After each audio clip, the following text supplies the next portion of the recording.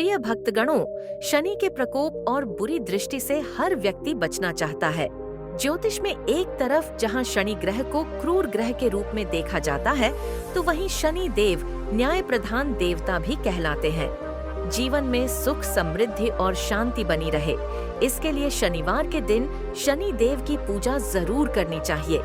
जिन भक्तों को शनि देव का आशीर्वाद प्राप्त हो जाता है, उसके जीवन के सारे कष्ट व दुख दूर हो जाते हैं। साथ ही कारोबार में मन मुताबिक सफलता प्राप्त होती है। शनि देव की महादशा 19 वर्ष की होती है। यदि आपका कोई कार्य पूरा नहीं हो रहा है, जब भी आप उसे करने की कोशिश करते हैं, तो कोई न कोई बाधा अवश्य आ जाती है। या फिर आप शनि देव के दोषों से पीड़ित है, तो आपको चिंता नहीं करना है। हम आपके लिए आज शनि देव का ऐसा चमत्कारी मंत्र लाए हैं, जिसको आपने एक बार जागृत कर लिया तो आपकी या आपके पुत्र की सभी मनोकामना पूरी हो जाएगी। भक्तगणों, इस मंत्र से आपकी सारी दुष्टता एवं पापों का नाश भी होता है। यदि आपको साढ़े साथी का नाम सुनकर ऐसा लगता है कि यह शनि देव की बुरी महादशा है, लेकिन ऐसा बिल्कुल भी नहीं है। साढ़े साथी के बारे में ऐसी गलत अवधारणाएं सारी जगह फैली हुई हैं। मनुष्य को कभी गलत काम नहीं करने चाहिए। यदि कोई व्यक्ति साढ़े साथी के दौरान गलत कार्यों से बचकर अच्छे एवं शुभ कार्य करता है, तो शनि देव की साढ़े साथी उतरते समय उसको 2 गुना लाभ मिलता है। यदि साढ़े साथी के दौरान शनि देव के इस वैदिक मंत्र का नित्य 108 बार जाप किया जाए, तो यह मंत्र जागृत हो जाएगा और इसकी ऊर्जा से आपको मनचाहा लाभ मिलता है। इस मंत्र का जाप करने से अज्ञात रोगों से भी छुटकारा मिलता है। व्यक्ति में संयम, अनुशासन एवं धैर्य जैसे गुणों का विकास होता है। इस मंत्र का 108 बार जाप करना होता है। यदि आप इस मंत्र का उच्चारण करने में असमर्थ हैं, तो आप हमारे साथ इसे अपने मोबाइल में भी पूरा 108 बार सुन सकते हैं। आपको उतना ही लाभ प्राप्त होगा, लेकिन इस मंत्र को सच्ची आस्था और पूरा मन लगाकर शनि देव का ध्यान करते हुए सुनना या जाप करना होता है। यदि आप चाहते हैं कि आपके साथ आपके संबंधी या परिवार के अन्य लोगों का भी भला हो, तो आप इस वीडियो को उनको भी शेयर कर सकते हैं।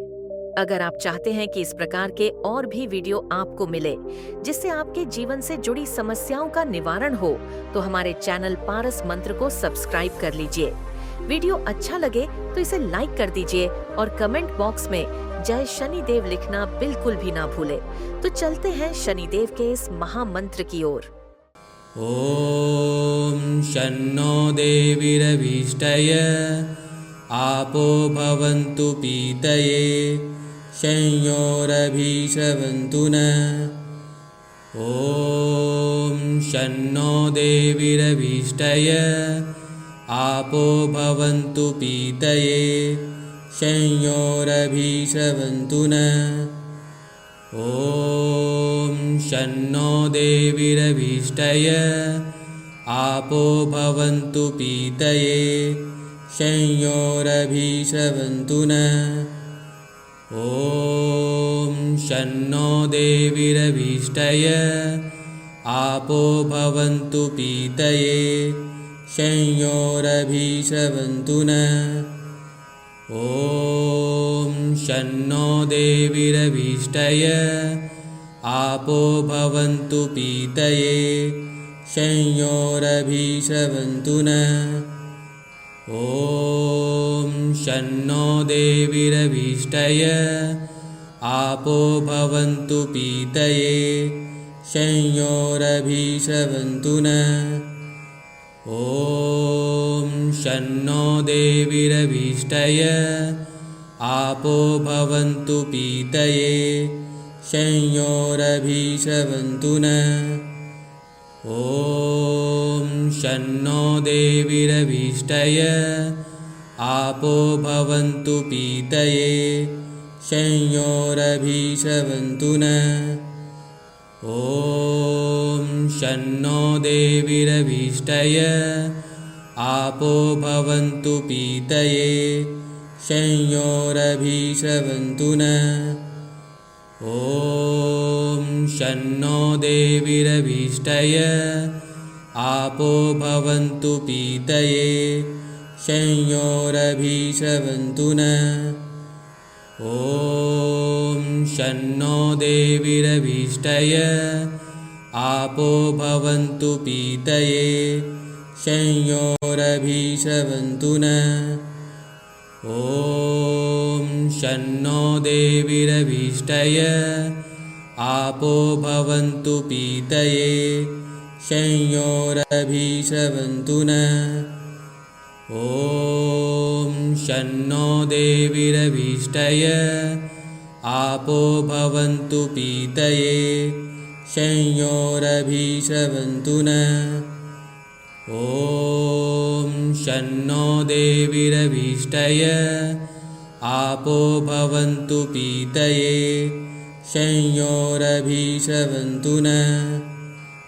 ॐ शन्नो देवीरभीष्टय आपो भवन्तु पीतये संयोरभीषवन्तु नः। ॐ शन्नो देवीरभीष्टय आपो भवन्तु पीतये संयोरभीषवन्तु नः। ॐ शन्नो देवीरभीष्टय आपो भवन्तु पीतये संयोरभीषवन्तु नः। ॐ शन्नो देवीरभीष्टय आपो भवन्तु पीतये संयोरभीषवन्तु नः। ॐ शन्नो देवीरभीष्टय आपो भवन्तु पीतये संयोरभीषवन्तु नः। ॐ शन्नो देवीरभीष्टय आपो भवन्तु पीतये संयोरभीषवन्तु नः। ॐ शन्नो देवीरभीष्टय आपो भवन्तु पीतये संयोरभीषवन्तु नः। ॐ शन्नो देवीरभीष्टय आपो भवन्तु पीतये संयोरभीषवन्तु नः। ॐ शन्नो देवीरभीष्टय आपो भवन्तु पीतये संयोरभीषवन्तु नः। ॐ शन्नो देवीरभीष्टय आपो भवन्तु पीतये संयोरभीषवन्तु नः। ॐ शन्नो देवीरभीष्टय आपो भवन्तु पीतये संयोरभीषवन्तु नः। ॐ शन्नो देवीरभीष्टय आपो भवन्तु पीतये संयोरभीषवन्तु नः। ॐ शन्नो देवीरभीष्टय आपो भवन्तु पीतये संयोरभीषवन्तु नः। ॐ शन्नो देवीरभीष्टय आपो भवन्तु पीतये संयोरभीषवन्तु नः। ॐ शन्नो देवीरभीष्टय आपो भवन्तु पीतये संयोरभीषवन्तु नः। ॐ शन्नो देवीरभीष्टय आपो भवन्तु पीतये संयोरभीषवन्तु नः। ॐ शन्नो देवीरभीष्टय आपो भवन्तु पीतये संयोरभीषवन्तु नः। ॐ शन्नो देवीरभीष्टय आपो भवन्तु पीतये संयोरभीषवन्तु नः। ॐ शन्नो देवीरभीष्टय आपो भवन्तु पीतये संयोरभीषवन्तु नः। ॐ शन्नो देवीरभीष्टय आपो भवन्तु पीतये संयोरभिषवन्तु नः। ॐ शन्नो देवीरभीष्टय आपो भवन्तु पीतये संयोरभिषवन्तु नः। ॐ शन्नो देवीरभीष्टय आपो भवन्तु पीतये संयोरभिषवन्तु नः। ॐ शन्नो देवीरभीष्टय आपो भवन्तु पीतये संयोरभिषवन्तु नः। ॐ शन्नो देवीरभीष्टय आपो भवन्तु पीतये संयोरभिषवन्तु नः। ॐ शन्नो देवीरभीष्टय आपो भवन्तु पीतये संयोरभिषवन्तु नः। ॐ शन्नो देवीरभीष्टय आपो भवन्तु पीतये संयोरभिषवन्तु नः। ॐ शन्नो देवीरभीष्टय आपो भवन्तु पीतये संयोरभिषवन्तु नः। ॐ शन्नो देवीरभीष्टय आपो भवन्तु पीतये संयोरभिषवन्तु नः। ॐ शन्नो देवीरभीष्टय आपो भवन्तु पीतये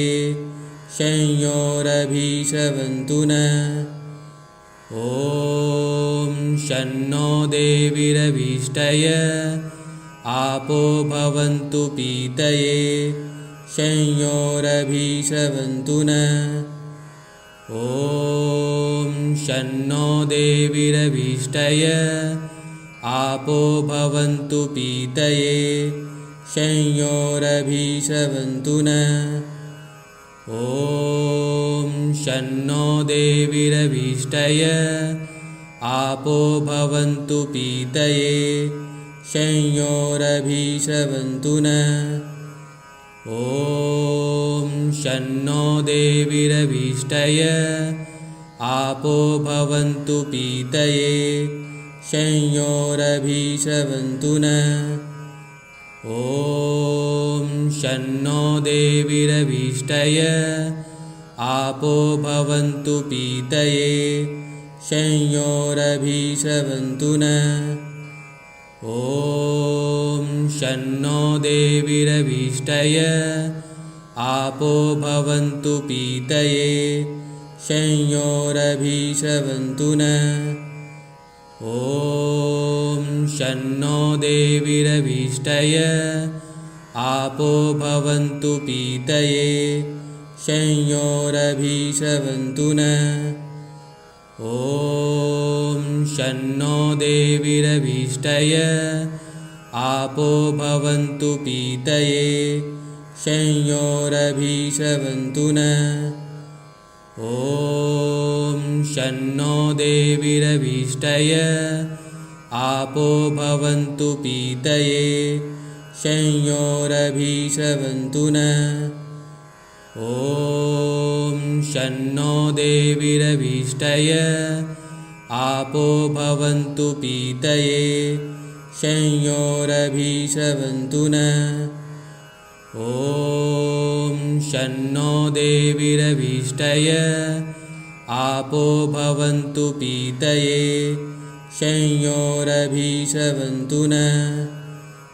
ॐ शन्नो देवीरभीष्टय आपो भवन्तु पीतये संयोरभिषवन्तु नः।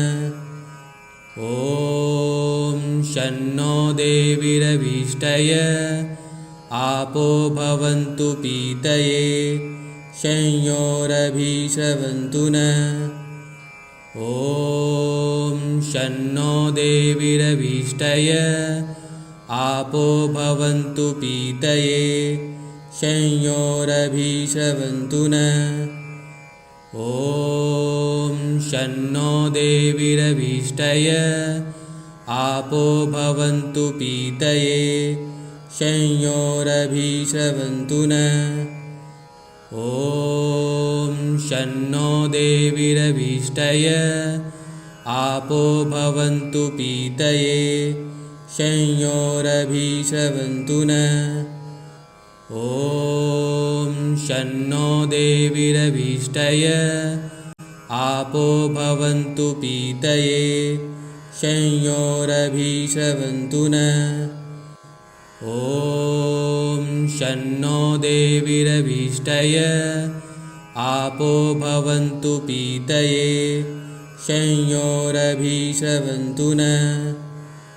ॐ शन्नो देवीरभीष्टय आपो भवन्तु पीतये संयोरभिषवन्तु नः। ॐ शन्नो देवीरभीष्टय आपो भवन्तु पीतये संयोरभिषवन्तु नः। ॐ शन्नो देवीरभीष्टय आपो भवन्तु पीतये संयोरभिषवन्तु नः। ॐ शन्नो देवीरभीष्टय आपो भवन्तु पीतये संयोरभिषवन्तु नः। ॐ शन्नो देवीरभीष्टय आपो भवन्तु पीतये संयोरभिषवन्तु नः। ॐ शन्नो देवीरभीष्टय आपो भवन्तु पीतये संयोरभिषवन्तु नः।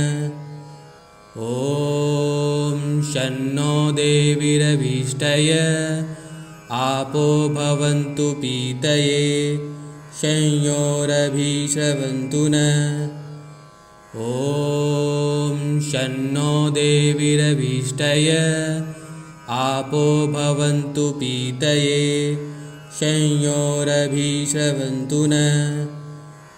ॐ शन्नो देवीरभीष्टय आपो भवन्तु पीतये संयोरभिषवन्तु नः।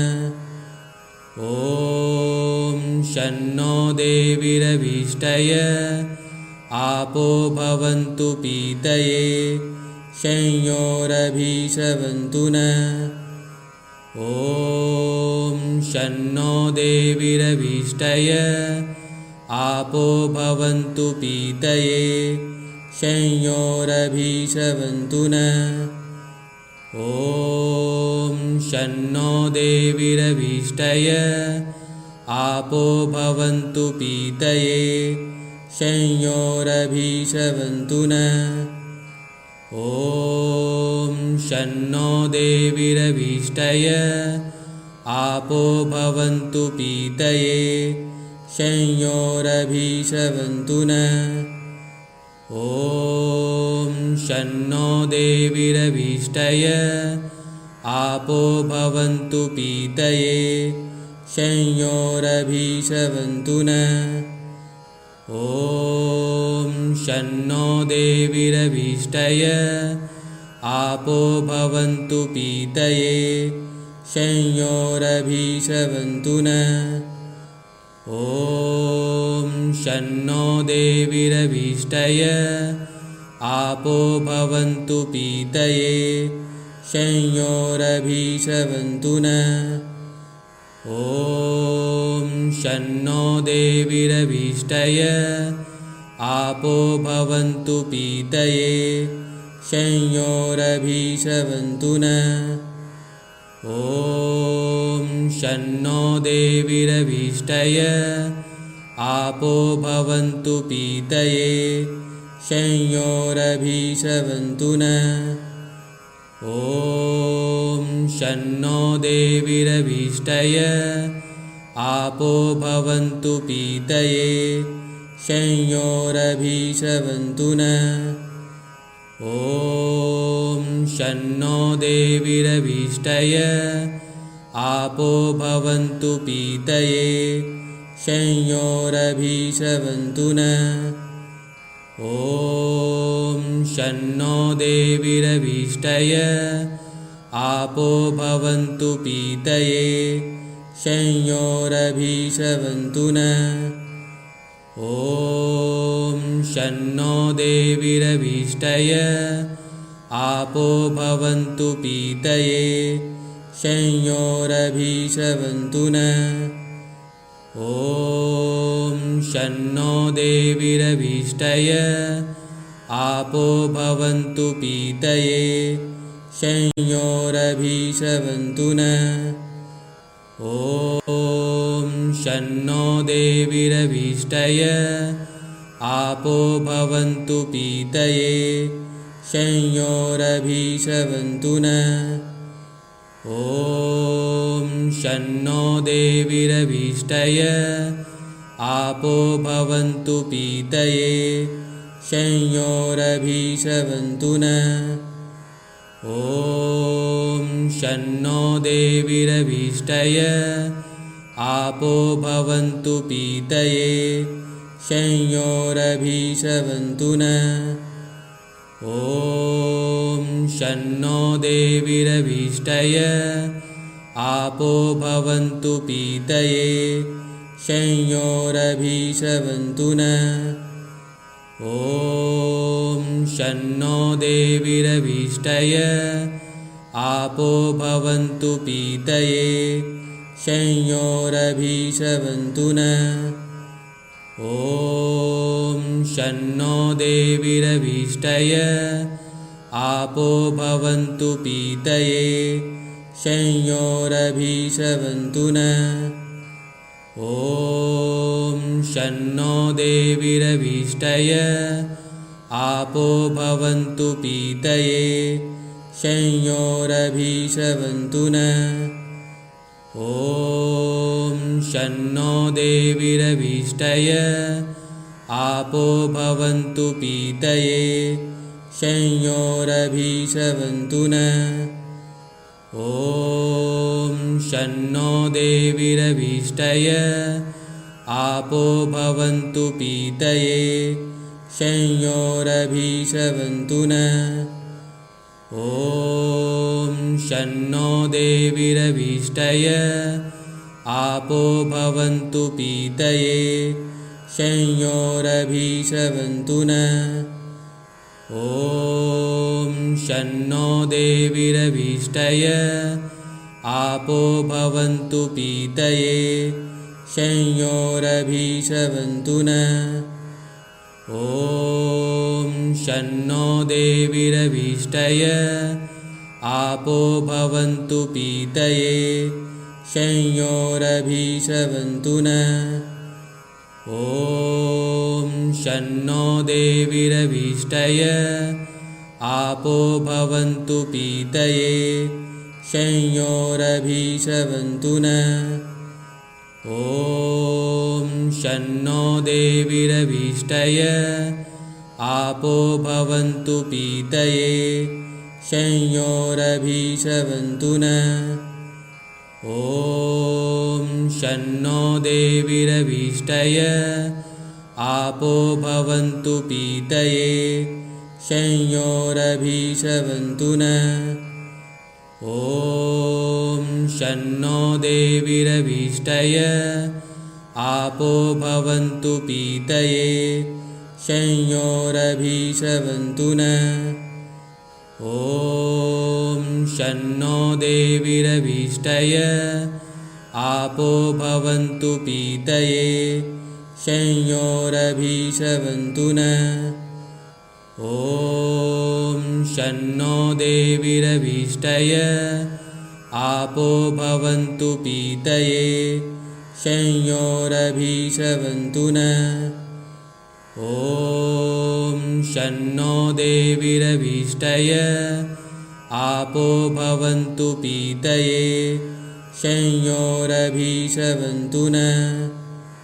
ॐ शन्नो देवीरभीष्टय आपो भवन्तु पीतये संयोरभिषवन्तु नः ॐ शन्नो देवीरभीष्टय आपो भवन्तु पीतये संयोरभिषवन्तु नः ॐ शन्नो देवीरभीष्टय आपो भवन्तु पीतये संयोरभिषवन्तु नः ॐ शन्नो देवीरभीष्टय आपो भवन्तु पीतये संयोरभिषवन्तु नः ॐ शन्नो देवीरभीष्टय आपो भवन्तु पीतये संयोरभिषवन्तु नः